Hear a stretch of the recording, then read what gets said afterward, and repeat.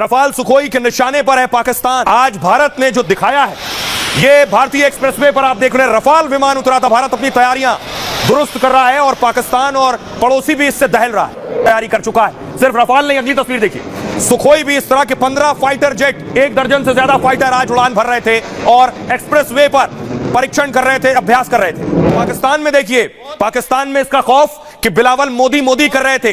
Rally में कई बार मोदी का नाम लिया मोदी ने कि या इस सिंधु से पानी बहेगा या खून बहेगा। हवाई पट्टी पर दूसरी तरफ पाकिस्तान में सायरन बज रहे थे। पाकिस्तान में आपात स्थिति के लिए सायरन लगा दिए गए। सुनिए, पाकिस्तान ने सायरन लगा दिए हैं लोगों के लिए भी कि अगर भारत हमला करता है तो उन्हें अलर्ट किया जा सके। लेकिन दूसरी तरफ भारत और हवाई योद्धा जो है वो दिखा रहे थे अपना दम। जहां ये हवाई जहाज और ये फाइटर उतारे गए, ये कहां निशाना लगाएंगे। शाहजहांपुर में हवाई पट्टी थी, वहां उतारा गया।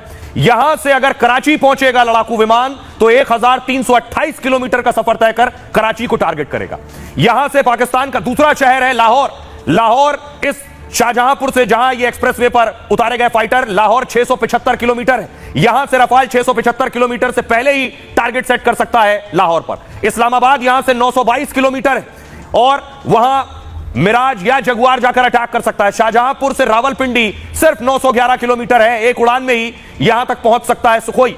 शाहजहांपुर से 891 किलोमीटर है पीओके, और पीओके में भी अटैक कर सकता है। यानी इस एक जगह से, उत्तर प्रदेश के इस एक एक्सप्रेसवे से पूरा पाकिस्तान और इसके सारे बड़े शहर रडार पर हैं। अब आपको बताऊं कि आखिर यह जरूरत भारत को क्यों आन पड़ी कि एक्सप्रेसवे पर लड़ाकू विमान उतार दो और लड़ाकू विमान एक्सप्रेसवे से गुजर कर जाए। पाकिस्तान तक ये तस्वीरें जा रही हैं। अब इसकी वजह मैं आपको बताता हूं। ये देख रहे हैं, ये एक्सप्रेसवे की पट्टी है और यहां से ये लड़ाकू विमान उड़ कर गए। यूपी के शाहजहांपुर में भारतीय वायुसेना ने यह दम दिखाया है। शाहजहांपुर में गंगा एक्सप्रेसवे पर अपनी ताकत दिखाई। आंधी तूफान के बीच लड़ाकू विमानों ने टच एंड गो किया है। जंग के दौरान आपात स्थिति के लिए यह तैयारी हो रही है। ऑपरेशन में किसी तरह की दिक्कत पर मोर्चा संभालेगी सेना। करगिल के बाद एयरबेस को तकनीक से लैस किया गया है, लेकिन किसी भी हालत से निपटने के लिए तैयारी है। यूपी में एक्सप्रेसवे पर हवाई पट्टी बनाई गई है। जंग के हालात में इन हवाई पट्टियों का इस्तेमाल किया जाएगा। दुश्मन क्या करता है, युद्ध की हालत में एयरबेस को निशाना बनाता है। ऐसी हालत में भारत के एक्सप्रेसवे से ही विमान उड़ान भरेगा और हवाई पट्टी से ही दुश्मन के ठिकानों पर जाकर स्ट्राइक करेगा। पहलगाम हमले के बाद आतंकियों के लॉन्च पैड इस वक्त निशाने पर है। लश्कर जैश के ट्रेनिंग कैंप सेना के निशाने पर है। मोस्ट वांटेड आतंकी हाफिज सईद और मसूद अजहर टारगेट पर है। आईएसआई हेडक्वार्टर और मुनीर का ऑफिस भी निशाने पर है।